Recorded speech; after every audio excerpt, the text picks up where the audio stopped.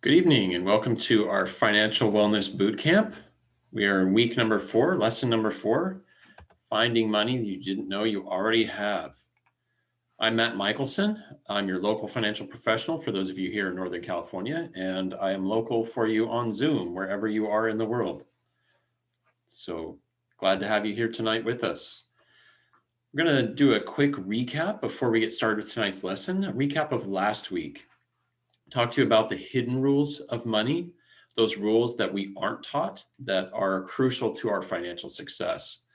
We talked about how inflation actually shrinks your money and works against you. Simple versus compound interest, and how Warren Buffett used compound interest to grow his financial empire. Rule of 72, how compound interest works. That formula was invented by Einstein, or discovered by Einstein. We also talked about how compound interest can work for you and against you, and some strategies on how to make it work better for you and to avoid it working against you. And the last thing was, because of compound interest, the way compound interest works, it's most advantageous to start doing it now, to start investing now to get that money working for you. So we're going to continue on with tonight's lesson. Tonight's lesson, closing money leaks. This is a really great lesson. I love teaching this one because this is very practical. It's things you can do immediately to start seeing great returns on your effort. It doesn't require a lot of effort. So a lot of great returns that you're going to have tonight coming, strategies you're going to have coming away from tonight's lesson. So we're going to start this lesson with a challenge, really a question that's challenging a lot of Americans. Why is saving so hard for us to do? So some of these statistics you may remember from a prior lesson. Almost half of Americans are financially illiterate. More than 4 out of 5 of us don't have a written financial plan, so we don't have really a guide for our future to help us guide our saving and our spending. Only 15% of Americans keep a budget and actually stick to it. So we're challenged there too. And again, the average American spends over $620 a month over and above what they're budgeting. So the result of this is that 80% of Americans are just stressed out about finances and about the economy. So if you're one of these 80%, there's a good chance that you are. Right now, frugality tips and, things that are just going to save you $1 a day or $10 a week just doesn't feel like it's worth it. Most people right now who are in that 80% don't really care a lot about asset allocation or stock market returns or some of these other things that are happening. They just want the pain to be gone. So people want to know how to save real money right now. So how can we actually do this? We can plug your money leaks. Benjamin Franklin said, "Beware of little expenses. A small leak will sink a great ship." And we'll show you how that can work again for you and against you here in just a little bit. So there are many different types of leaks that come in many different shapes and sizes, equating these to the criminal lineup we see here. Here's some of our usual suspects. So this list of leaks is not a comprehensive list. There may be things that are not on this list that you may have encountered in your life and your own life. And if that's the case, put it in the comments. Let us know if there's something missing here.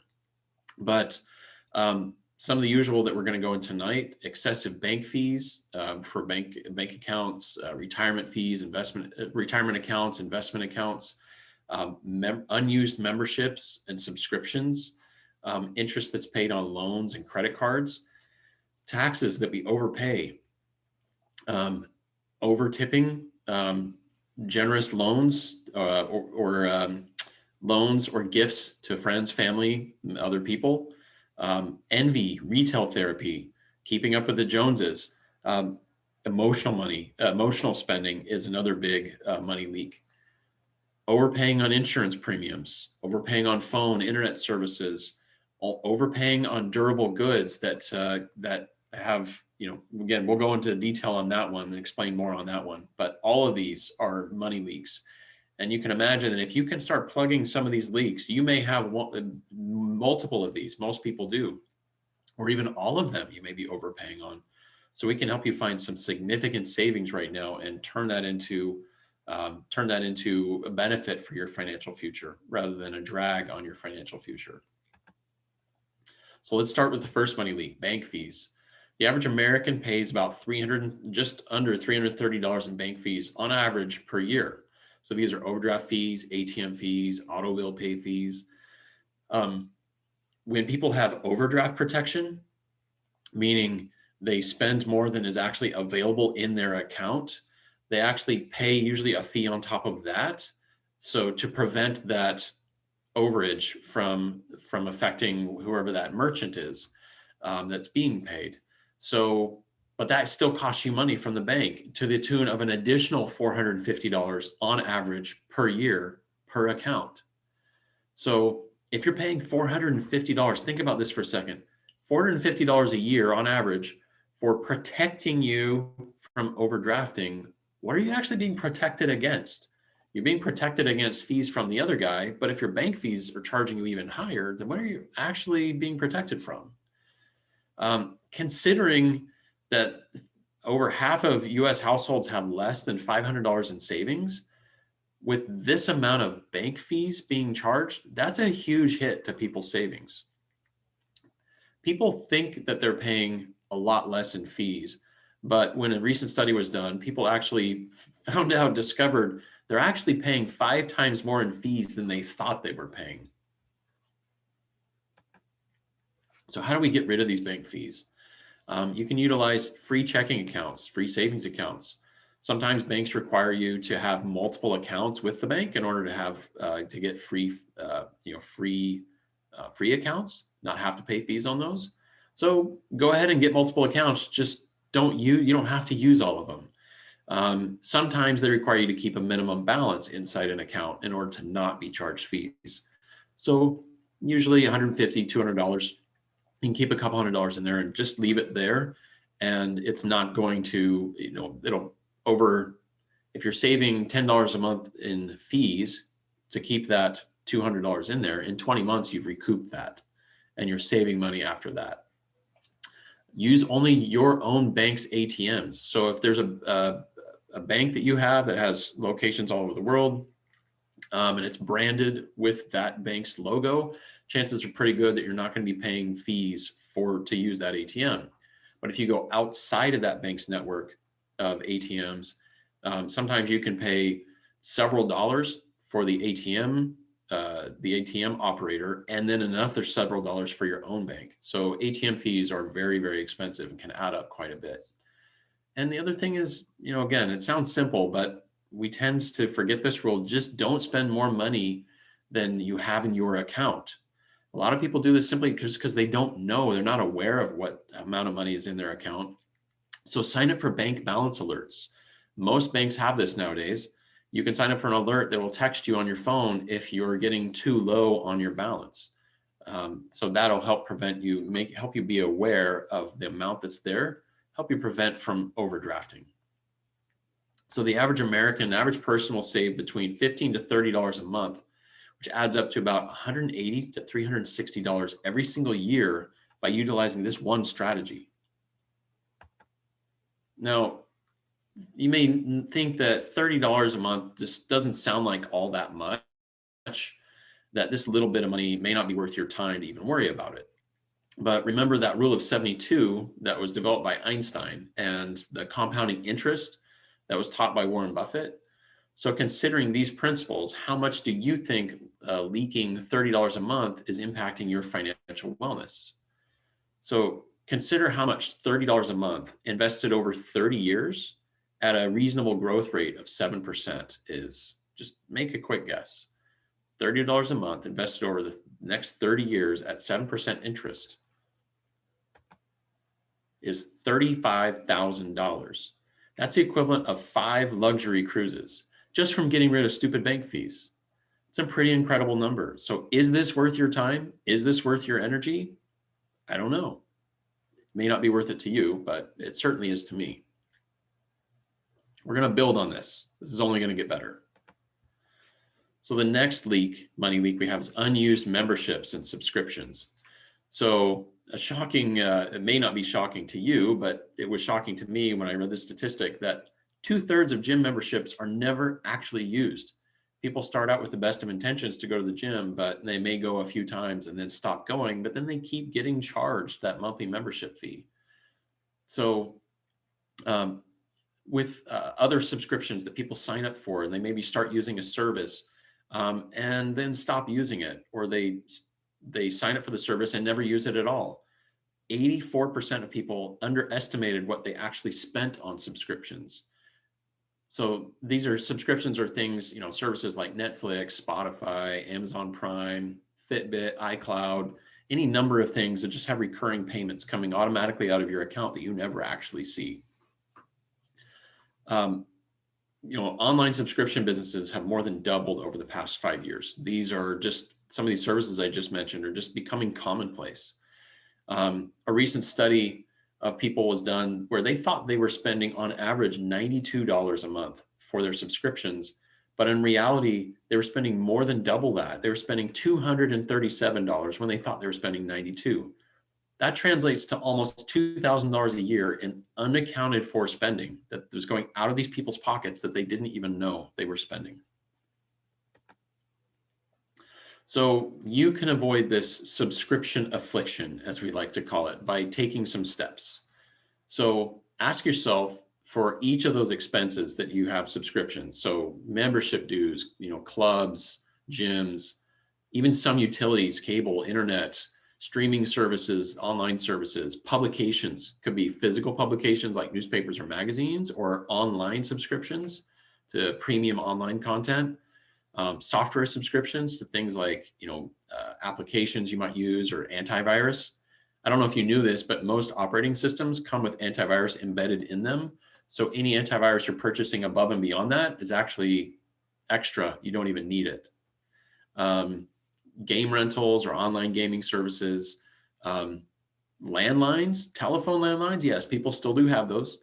Do you need that if you've also got a cell phone? Again, ask yourself these questions. Do I use this?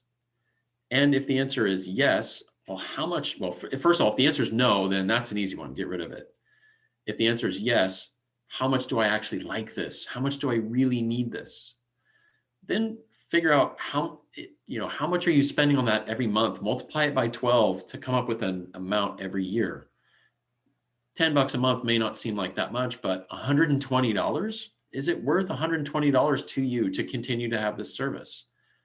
If the answer still is yes, then ask yourself, is there a cheaper, comparable alternative that's available? So you can go online and Google the term, whatever the item is, alternative. So Netflix alternative, landline alternative, gym alternative, and you'll come up with all kinds of alternatives that may actually be a better fit for your needs at a cheaper price. So, and then repeat this process about once every year to 1 to 2 years. You don't need to do it every month. You don't need to do it every 6 months, but just every once in a while, set a reminder on your calendar to go back and do this analysis and see, where can I be saving myself money? You may actually end up getting services that meet your needs even better than what you have, just by doing a quick Google search. So doing this change, making this change, will save, based on what people are spending and saving on average by doing this, somewhere between $30 to $50 a month. That's around $360 to $500 $600 every year. So let's take an average and consider that you may only save $50 a month, and take that invested over 30 years at 7% interest. And you're going to end up with over $60,000. That's enough money for 2 people to travel the world for an entire year. So pretty great numbers. So far you've earned 5 cruises and a year trip around the world with a loved one. So consumer debt. The next lesson, we're going to go a lot deeper into debt, but I just wanted to mention this because this is a huge money leak for a lot of Americans. So Americans have a lot of debt. So between credit cards, personal loans, other forms of consumer debt, we're among the world's richest nations, but our debt really continues to weigh us down. So almost 3 out of 4 Americans or say they're burdened by debt. 43%, almost half of people with credit card debt report making the minimum payments or less than their actual balances that are due each month, meaning they're not even making their own minimum payments. On top of that, the average US credit card interest rate is over 17%. So if you're paying 17% and then you're not even making your minimum payment, you're paying a bunch of late fees and other fees on top of that, and usually a higher interest rate. So you're paying a lot more than just 17%. And the last debt statistic here is very sobering, that 15% of Americans think that they're going to be in debt for their entire lives. That's scary. So how do we get rid of this consumer debt? So again, start living within your means. Live within that spendable number. Hopefully, if you've been doing the exercises and the homework that we've been doing, you're a lot more aware of this, of your finances, your financial situation, and you're able to stay within that spendable number. Again, just being aware makes a huge difference for a lot of people. There's a few different schools of thought with how to tackle debt. There's a few different ways in terms of how do you pay this off faster in a way that I don't actually have to come out of pocket to do this, meaning I don't have to take even more money out of my pocket to pay off my debt faster. Well, that's one option you have. But some other schools of thought are, learn the interest rates on if you have multiple credit cards and pay off your highest interest cards first. Some people say pay off the lowest balance first. Some people say take the monthly payment, divide it into the left balance, the remaining balance, and that'll give you how many months it's left to pay that off, and pay those off that have the fewest months remaining. Again, different strategies accomplishing the same thing of getting that debt paid off faster. Double your minimum payment. Again, that's going to pay it off faster. Split your payment in half and pay twice, meaning you're paying the same amount of money, but you're paying half of it sooner, earlier in the month. And that means that that's a couple of weeks less interest is accruing against you. That's getting paid off in mid-month. And then the other half is getting paid off at the end of the month. Again, you're not actually spending more money, but you are saving more money by doing it that way. You can also consider transferring your balance to a lower interest rate credit card, but also know that sometimes that comes with additional fees to do that. So you may not actually be benefiting yourself to do that. But again, these are all just options that you have available to you that you can try out to get yourself out of debt faster. So getting rid of this bad debt will help the average person save somewhere between $60 to $120 every month, or about $720 to $1,400 a year. So imagine taking that money that you no longer have to spend on debt, and instead you invest it, let's say middle of the road, $90 a month over the next 30 years at 7% interest. You're going to recover over $110,000. That's enough money to vacation in Hawaii for a full 2 years. And that's after you've taken 5 cruises, and that's after you've traveled the world for a year. So suddenly retirement's looking like a pretty great place if we're able to just plug these 3 money leaks. Excuse me. So let's talk about generosity for a minute. As a money leak, it might seem like kind of a strange money leak, but I'll tell you why it's significant. So let's make a distinction between generosity and overgenerosity. So we know that generous people tend to feel better about themselves. They report a greater sense of life satisfaction. They tend to be generally happier than non-givers or non-generous people. They tend to build stronger relationships with others. It's actually been linked to improved physical health. But what happens if somebody goes overboard with generosity? So in America, we have an interesting culture around tipping that we're one of the few countries in the world that allows companies to pay workers less than a living wage and pass that burden of a living wage onto the customers. So a lot of restaurant workers and workers in these wage dependent industries really do depend on us to tip and be generous. But there's also kind of a dark side to tipping. Again, tipping fairly is one thing, but paying more than you think you are is another. So some restaurants and especially hotels do this. They'll leave a blank tip field on their bills for you to add a tip in, even though they've already included 18% gratuity plus additional room service or trade charges to your room bill. So if you go to a restaurant, you have a large group of people, oftentimes they'll add in a tip already, they'll add in gratuity, and then put a line for you to add more. So if you don't look at your bill closely, you could end up paying 40% or more on your total bill. And that's, in my mind, that's deceptive. Excuse me. So making loans to friends and family or gifts to friends and family, most respondents in a recent study said that they would lend money to friends and family who are in financial distress, especially for emergencies like death of a family member, a natural disaster, maybe a medical emergency. So most people would be generous. But there's another situation where about 41% of those people said that they would actually provide financial assistance to friends or family for just everyday regular expenses like rent, utilities, groceries. These respondents tended to be parents of adult children. So there's a family connection there. They don't want their family to starve or, get kicked out on the street. Now, there's another significant, and that can be understandable, but there's another significant statistic here that almost 50% of those people who lent that money to their family never actually got it back.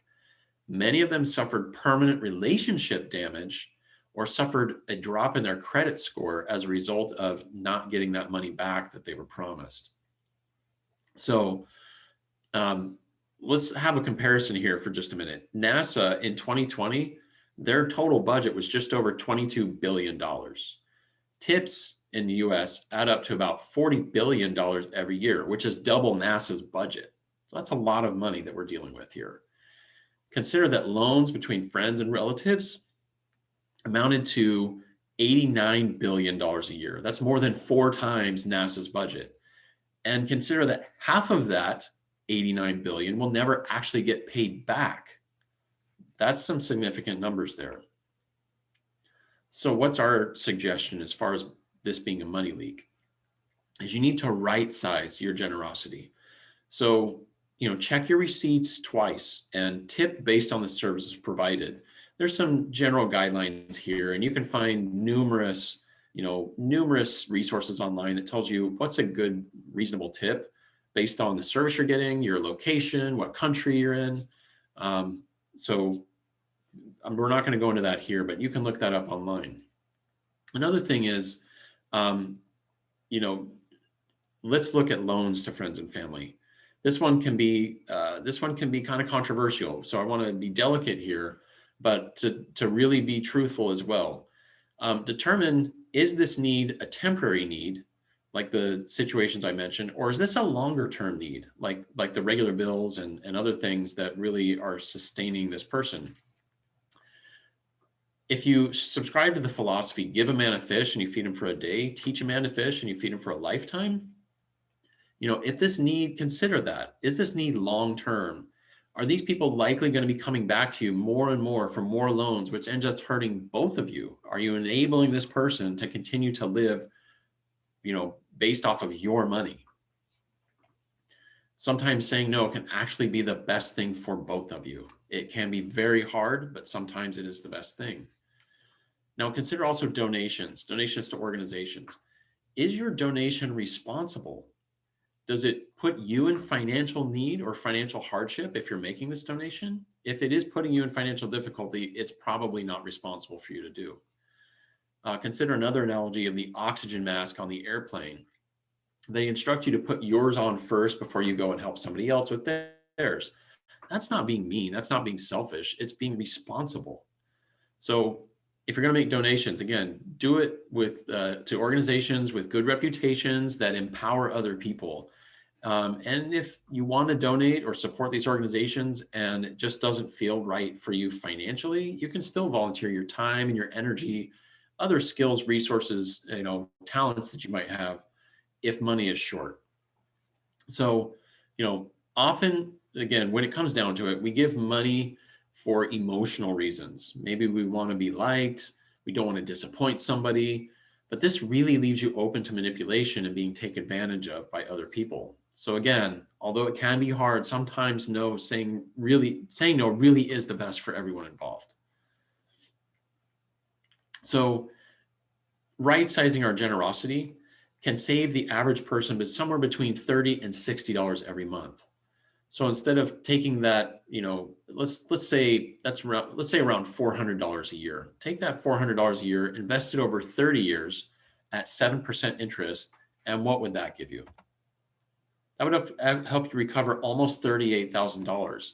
You can imagine $38,000 passing that on to your grandchildren, starting to create now multi-generational wealth for your family and for their family. We're going to continue on with the theme of emotional money management here, envy and retail therapy. So over half of Americans admit to engaging in retail therapy, spending over $1,600 a year on average American. So 62% admit to purchasing or buying something to cheer themselves up. 28% buy something as a form of celebrating. So, these statistics stand out because they really show how many people spend money on themselves as a way to help their mood. So we may never know exactly how much people spend due to envy or jealousy, the keeping up with the Joneses syndrome. But studies do show that envy is a key driver behind many buying decisions that we make. It doesn't just influence what we buy. My neighbor has that, I want it too, or I want one better one. But it also influences how much we're willing to pay for that desired item. So I'm willing to buy that thing that my neighbor has, but I'm willing to pay even more to have it. So again, retail therapy, it's a real thing. It can help you feel better. It's not always going to help you feel better. It may just make you better looking, but or you think it may make you better looking, but really in the end, it's best done in moderation to stay, keep it at a healthy level.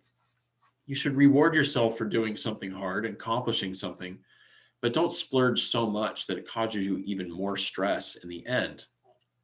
Also consider the law of diminishing returns, that once something you use to feel special is used more and more, the feeling attached to it actually dwindles each subsequent time that it's used. So having to buy more expensive things, having impulsive or compulsive buying, these are things that can really be a drag on your financial well-being.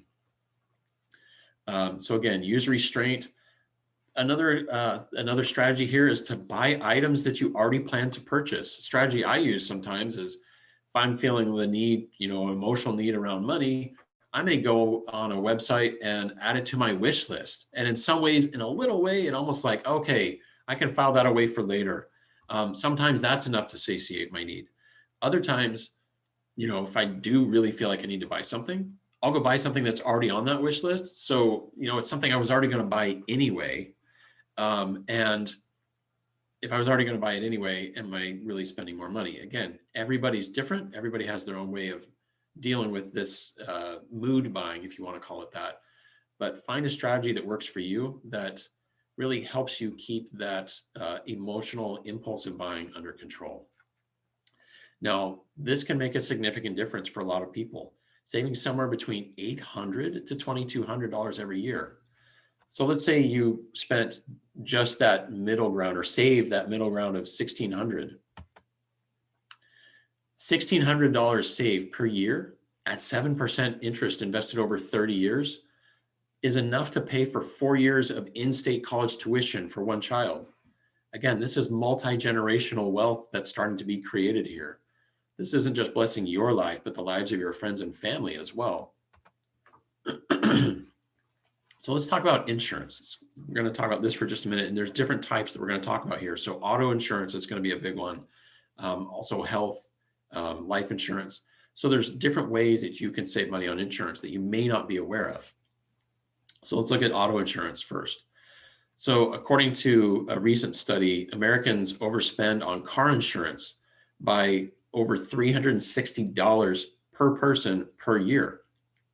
So rates for the same product provided by different insurance companies in the same location varies by as much as 150%, over 150%. So different, different zip codes have different risk profiles. If somebody lives in the inner city where there's a lot of traffic, a lot of accidents and things like that, versus maybe somewhere out in rural areas where there's almost no traffic, almost no thefts, they're gonna have very different insurance rates. So consider two people that live in the exact same zip code with surrounded by the exact same risks. And one person's going to pay 150% more. That's more than double what maybe their next door neighbor might be paying for car insurance. So why would they be paying so much more?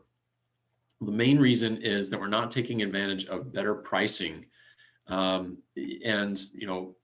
Shopping around for car insurance can be time consuming, can be difficult to compare prices. People are worried about their privacy. Who wants gazillions of calls from unexpected calls from car insurance agents, right? A lot of people don't want to put up with that. So as a result, drivers who can't effectively manage their insurance quotes or insurance costs, they miss out on significant savings every year. Statistically, over half of motorists didn't bother to compare their insurance costs within the last 3 or more years. So many of these people are good drivers that are just missing out on good driver discounts or better, pricing available in their area. So again, that's just money that they're missing out on from just a little bit of effort that can save potentially a lot of money. Now, there's another way, without having to shop around, there's another way that people can actually help their insurance situation. So all different types of insurance actually require a deductible. That means every time there's an event, anytime I want to make an insurance claim, I will pay a portion of that claim and the insurance company will cover the rest. Sometimes people can call this co-pays, but deductible, we'll just use the term deductible. Then there's the premium on the other side of this seesaw relationship here. The premium is the amount that's paid every month to own that policy, to have the right to use the policy. As the premium comes, a lot of people want to save money every single month. So they say, I want my premium to come down. But what that means is usually when the premium they pay comes down every month, the amount of deductible that they have to pay goes up. So when an event happens, they pay more, but they pay less every month. Now, let's say some people say, I don't really have enough $1,000 to pay out of pocket for that deductible. So I'm going to lower that deductible, but that's going to make me have to pay a higher premium. So where do you balance that out? What's the optimal place for you to be? So let's look at a couple scenarios here and we can figure this out pretty quickly. In this example, we'll use auto insurance as an example, but it really applies to any insurance with a deductible. So consider you have a $15,000 auto insurance policy with a $1,000 deductible here on the top. That $1,000 deductible policy costs you $100 a month in premiums that you pay. So you pay $100 a month in, month out, year in, year out, and eventually you may have an accident and you need to submit a claim. So now you pay that $1,000 deductible and the insurance company pays the other $14,000. So you spend $100 a month for that lower amount, that lower premium, you have to pay a higher deductible. Well, let's switch it up and say, yeah, I don't have $1,000 in the bank, but I think I can swing $500. So I'm going to pay $500 deductible, I'll lower my deductible, but that seesaw effect is going to raise my premium. So now my premium goes up by $50 a month. So now I'm paying a bigger premium, $150 for a smaller deductible. I pay that $150 month in, month out, year in, year out, and eventually I have to make a claim. I may have been involved in an accident. I pay my $500 deductible, and the insurance company pays $14,500. So the difference to the insurance company is only $500. It's not that much difference to them, but how much of a difference does it make to you? If you've paid $50 for an entire year, $50 extra for an entire year, you spent $600 in that 1 year, more than you would have had you had a lower premium. $600 more than pays for that increased deductible. So in 10 months, you're break even. And every month after that, you're actually saving money by going with a smaller premium payment and a higher deductible. But again, what if I don't have that $1,000 deductible sitting in my bank account? We're going to talk about having an emergency fund here in the next lesson. But if you're able to save that premium every month and put what you save towards an emergency fund, you're going to have an emergency fund that will more than pay for that deductible within a few months. And beyond that, it's just building, compounding, and giving you more and more and more money, saving you more and more and more every single month that you can put towards your financial future and not have to pay out of pocket because you couldn't figure out how to save an extra 500. So we're teaching you this so that you can put this strategy in play for yourself. So again, strategies for reducing insurance leaks. You may bundle your coverage. Some big insurance companies may provide a lot of different kinds of insurance. Consider looking at them to see if you can bundle some of those coverages together. Again, that's not always the best strategy, but sometimes it can be, depending on your situation. Look closely at the fine print, at the plans. If it's difficult to understand and determine, maybe call up their customer service and see if they can explain it to you. If you've been driving a lot less, a lot of people have been driving a lot less in this past year. A lot more people are working from home now. Try usage-based auto insurance to lower your premium payments. It may or may not benefit you, but if it can, great, you can save money there. Again, choose a plan with that higher deductible to lower your premium payments every single month. And then again, shop around and get multiple quotes. The average person saves somewhere between $30 and $60 every single month by just this one strategy. So let's take a middle ground of that. Say you're able to save around $40 a month. You invest that at 7% interest over 30 years, and that's going to buy you a nice, previously owned, durable good, a trailer that you can tow behind that car that you're insuring. That's a great thing to have. Again, once you've gone on all these cruises and other trips, why not take a trip around the country? Spend some time out in the wilderness if you want to. This one money leak can help you do that. Let's look at bills and services. So another big money leak. The average American homeowner spends on average $400 a month in utility bills. It's going to be higher in some and more expensive markets and lower in others, but $400 is the average homeowner. 1/3 of those bills are actually recurring bills, same amount, and they just can come out every month. But that means that 2/3 of bills are not recurring, or not the same amount. And so you have to be very hands-on with actually paying those. Because those require some hands-on payments, 46% of consumers, almost half of consumers, pay their bills late. Not necessarily because they don't have enough money, but because they forget. They may forget to pay. Consider using, I'm going to talk about it in a second, but calling up those service providers that have those fluctuating bills, can consider putting in place a balanced billing plan. Ask them if they have a balanced billing plan where they can even that out every month, so you can pay them a consistent payment that averages out over the year to cover all those payments. Also consider, if you still have cable, that as more and more people cut the cable and they're going to internet-based streaming services, that cable people who are sticking with cable are actually paying more and more for it. The cost is going up and up every single month. The average person who still pays for cable pays over $200 a month, which is more than all of their other utility bills combined. So, excuse me, if you are still paying that, consider that a 2019 study showed that customers save on average $85 a month to move to streaming services that give them pretty much the same benefits that a cable subscription costs. Now, again, reducing your bills and service costs. Utilizing the strategy of the balanced billing plan with automatic bill pay should help those of you who are able to pay every month, but just forget to. So consider that strategy. You should really consider that. Credit cards. Contact your customer service for all of these. See if they will reduce your annual percentage rate or remove any late fees that you might be able to negotiate those, just like we mentioned earlier. With cable, see if you review your services If you have multiple services, you might be able to bundle some things together like cable and internet and some other services to save you money. Cell phone, see if your carrier can actually give you a better plan. A lot of them have introductory plans. Consider switching carriers. Internet, again, ask your internet provider for their best offer. And a lot of people don't realize this, but sometimes you can actually negotiate medical bills.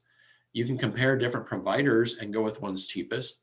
But once you've decided on one, sometimes you can actually even negotiate medical bills. So this can save, on average, the average American somewhere between $60 to $120 a month, which again translates to somewhere between $360 to $720 every single year. Now, one thing we also want to mention, and there are services out there that will actually do this negotiation on your behalf. So, don't be afraid to call these companies up and see if they can't do something for you. Now, they'll take a little bit of a cut of whatever they're able to save you, but it's better for them to save you something than for you to save nothing. And these are all the bill negotiation services out there. There are many. We're not really affiliated with any specific one, but just wanted to mention that they're available for you. Now, there is one that actually stands out. They're in a niche market for bill negotiation, and that's actually student loans. There's been a lot of student loan companies coming and going. Not a lot have been around for very long, and it's really hard to find some that are really reputable. After looking at many to work with and to refer our clients to, we've actually found one that's really stood out above and beyond all the others that we've come across, and they're called College Loan Freedom. So they're able to help a significant amount of people that we're sending to them, and they're saving those people a significant amount of money. So just let us know if you have this kind of service, or know somebody if you need this kind of service, if you have student loans and need it, or you know somebody who does. Let us know. We can give you some information, get connected with them, and they can certainly help you out. By saving that additional $30 to $60 a month, invested over 30 years at 7% interest, can give you enough money, maybe not to buy a brand new sailboat, but maybe to get a membership to a yacht club and rent a boat and go on a couple of long trips every year around the Caribbean with your family or your friends.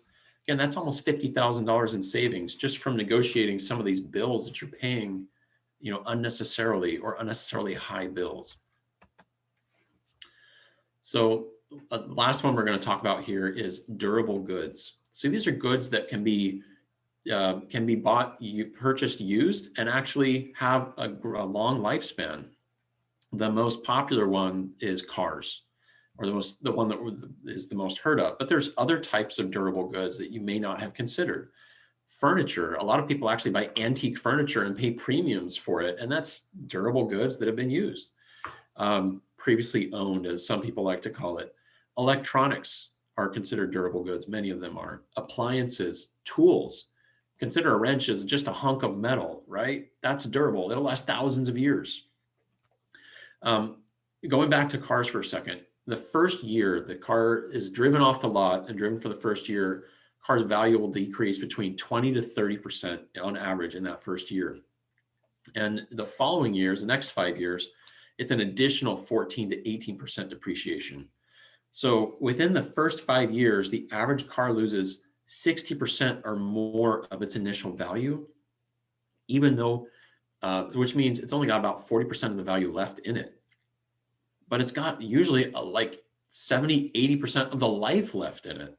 So you can again, nowadays, there's a lot of online sources, a lot of online services for finding good, decent deals very quickly. So you don't have to spend as much time searching, lemons to find a decent deal. It's just getting easier and easier to find good deals on automobiles nowadays. So here's an example of a previously owned versus a brand new. So let's say 2019. So it's now 2021, but let's say in 2019, you were able to you wanted to get a BMW M5. And in 2019, it was brand new, 0 miles, would have cost you $103,500. 1 year later, just 1 year later, it's now pre-owned. Same exact car, identical car, has just under 10,000 miles on it. So it's got a lot of mileage left in this car. And you can buy that lightly used car for $83,300. That's a full 20% discount just because the car's been driven about 10,000 miles. And there's so many years of good life left in that vehicle. So again, on average, the average person can save somewhere between $100 to $200 a month by taking advantage of durable good discounts. So tax leaks. This is another interesting one that we threw in here at the end, but it's important, especially as we're approaching tax time here in the spring. So the average tax return, the average American gets a tax return of around $2,900 at the end of the year. They get a big check back from the government. What a lot of people don't realize is that was their money that's just being given back to them. They were overcharged. They were overpaying on their taxes. Now that means that on average, that $2,900 divided by 12 months means they're overpaying $242 every single month to the government. Now, these are people who are sometimes paying late fees because they don't have enough cash flow to get them by month to month. And they're still paying $242 overpaying to the government. How much do you think they could benefit from keeping that money in their pockets and having that as cash flow? Even if they're not having to do cash flow management, but they could just take that money and put it to work for them. That's $242 of idle money every month that they could have invested. And that's over $200,000 in missed interest that they could have taken advantage of over 30 years invested at 7%. $208,000 that they've missed out on. So back in lesson 1, we said we can guarantee we could save you $1,000 across this boot camp, the duration of this boot camp. But based on what we've shown you here tonight, we can, if you implement just these things, we could save you that much in just this one lesson and probably a lot more. So even if we're only able to save you $500 a month, not $1,000 a month, but $500 a month, and you reinvested that at 7% over the next 30 years, you would end up with over $600,000. So what could you do with $600,000? Maybe buy a plot of land, maybe buy horses, maybe buy horse stables or a second home. Depends on where you live and how expensive property is, but you could buy all of those things. So in prior lessons, we taught you a simple budgeting method that you should be using by now to avoid overspending and put yourself back on track. Today, we taught you how to recover $500 or more every single month based on your individual situation. So following this lesson, there's only 8 weeks left to the end of the boot camp. If you do your homework and you follow through on those assignments, you should absolutely be able to achieve that goal. Now, again, there's way more than $1,000 of cash to be made or saved between now and the end of the boot camp. But if you start right now and you carry good money habits forward throughout your life, like remember the Smiths in earlier lessons, like they do, you're setting yourselves up for a very different tomorrow, for a much better financial future. So what does that future look like for you? I'm going to wrap this up, start wrapping this up with a quote from Ben Franklin. Your net worth to the world is usually determined by what remains after your bad habits are subtracted from your good ones. Think about that one. Your bad habits subtracted from your good ones. We're here to help you develop good habits and lessen those bad habits to increase your net worth. So in the next lesson, as I mentioned earlier, we're going to teach you big strategies for how to get rid of debt and how to manage your money worry-free and automatically. So a lot of hands-off management of money, which we love to teach. So again, building blocks to your financial future. We're going to close on a lighthearted note here. How much does it cost to buy a membership and then never use it, right? Don't be this guy.